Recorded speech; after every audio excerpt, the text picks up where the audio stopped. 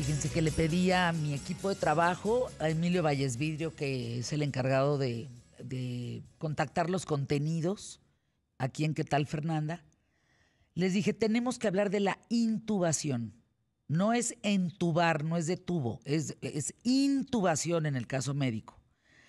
¿Por qué tienen que intubar a las personas con COVID? ¿Qué significa? ¿Es un orificio en la tráquea? ¿Les meten oxígeno? ¿Qué es intubar? Y entonces conseguimos una especialista en neumología y fisiología pulmonar, Karina Pérez Telles. Doctora, explícanos para que quede muy claramente. A los que saben van a confirmar la información. A los que no saben nos vamos a poner bien truchos y bien enterados y qué es intubación. ¿Nos explicas, por favor? Hola, muy buenos días.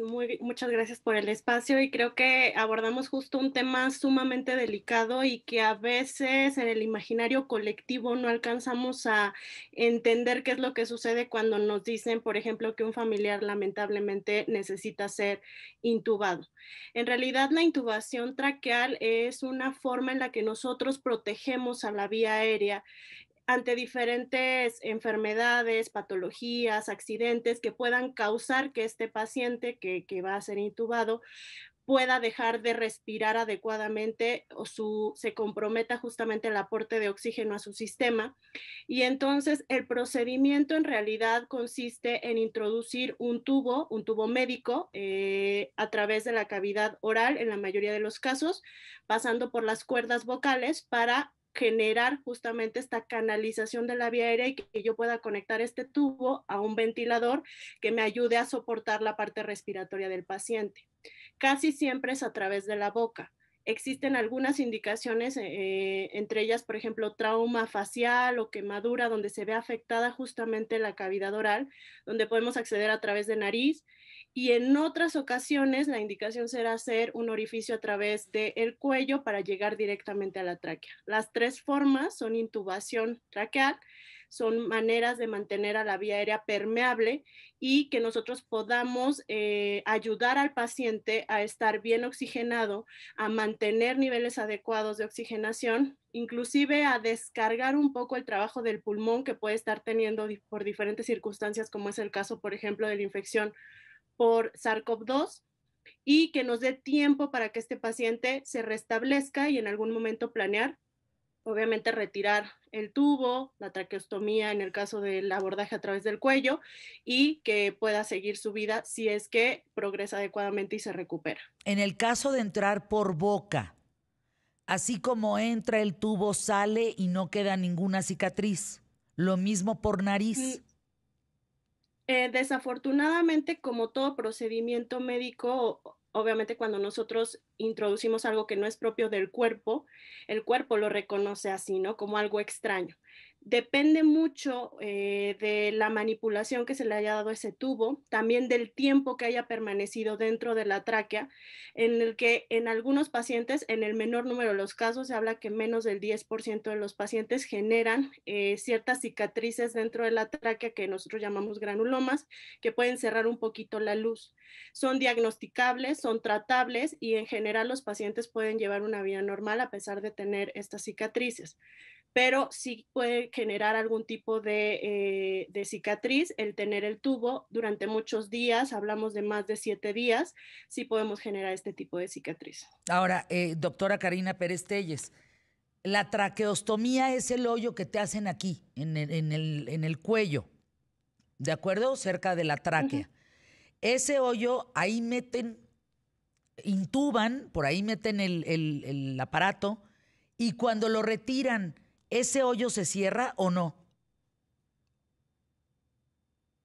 Sí se cierra en la mayoría de los casos, también depende de cuánto tiempo los pacientes tuvieron el acceso de traqueostomía abierto, pero en general cuando son por cuestiones transitorias que pueden resolverse, una vez que retiramos nosotros la cánula de traqueostomía, el orificio se va a cerrar prácticamente solito, tarda algunas semanas, pero puede llegar a cerrar perfectamente tanto piel como el tejido de la tráquea y la grasita que tenemos alrededor.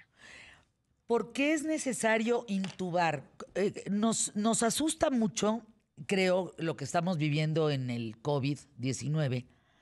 Primero, que no se resuelva en casa la enfermedad, que tengamos que acudir a un hospital. Y luego viene ese paso en cruzar la puerta de terapia intensiva en hospitales públicos o privados y tener que enfrentar la intubación. ¿Por qué nos da tanto miedo? ¿Por qué? ¿Qué estás viendo allá afuera con el... ¿Qué es lo malo de la intubación que nos da tanto miedo, pues? ¿O es ignorancia? ¿O es Creo no sabemos? Creo que es la asociación que nosotros le damos a que prácticamente cuando intubamos a los pacientes es porque van a fallecer, ¿no? Creo que todos pensamos eso. Es como, bueno, ya está muy grave, entonces seguramente es porque va a fallecer. Claro está que el hecho de tener que colocar un dispositivo para asistir la ventilación habla de que es un paciente grave, es por eso que llegó al hospital, ¿no? Tiene toda la lógica del mundo que si no pudo estar en casa, requirió un manejo hospitalario, su evolución no ha sido del todo satisfactoria y llegamos a este momento en decidir realizar una intubación, pues claro es que su estado de gravedad denota que debemos hacer intervenciones fuertes, contundentes y que es un paciente de los más graves del hospital. Sin embargo, intubación no es igual a fallecer. Creo que eso es algo que hay que quitarnos de la mente. Nosotros intubamos en muchas otras situaciones que no necesariamente tienen que ver con riesgo mortal. Por ejemplo, cuando los pacientes van a tener cirugías donde tengan anestesia general, se intuban para que mientras están anestesiados se pueda tener la ventilación controlada y entonces una vez que se termina la cirugía, se despierta el paciente, se quita el tubo y él sigue viviendo. Hay muchas otras circunstancias en donde si nosotros sospechamos justamente que este paciente tiene riesgo de perder la autonomía respiratoria, de broncoaspirar, de progresar la insuficiencia respiratoria o esta falta de oxigenación, si nosotros hacemos este procedimiento planeado, es mucho más seguro y siempre estamos pensando una vez que colocamos el tubo en el momento en el que lo vamos a retirar. Ese es el plan para nosotros médicos. Claro está que con esta pandemia y con la gravedad de la infección que tenemos y ante desafortunadamente los pobres recursos que tenemos contra el virus, porque recordemos que no existe un tratamiento específico como es en el caso de influenza, donde tenemos antivirales que sí nos ayudan a contrarrestar la infección viral. En este caso no hemos logrado encontrar cuál es ese medicamento, esa combinación de medicamentos que realmente nos ayuden a mejorar el estado de los pacientes. Pues claro es que cuando nosotros llegamos a esta decisión de tener que asistir ventilatoriamente a un paciente, generalmente la progresión de la enfermedad no se detiene y puede fallecer. Entonces creo que el Uf, miedo proviene justo de de esta eso. situación de asociarla con si se Muerte. va a intubar es que se va a morir, pero no necesariamente. Muchos pacientes con SARS-CoV-2 y hay muchos testimonios, inclusive entre personal médico infectado, que se ha intubado y ha salido y ahora está en proceso de recuperación, de rehabilitación Claro. post esta estancia en terapia intensiva. Ahora, Entonces, tener muy en mente que si es necesario, se tiene que hacer. nos queda un minuto, pero es muy importante esta pregunta. Ya está en terapia intensiva, ya lo intubaron, ¿de acuerdo? Pero luego viene otro paso también muy difícil. Lo pusieron boca abajo. ¿Qué significa eso?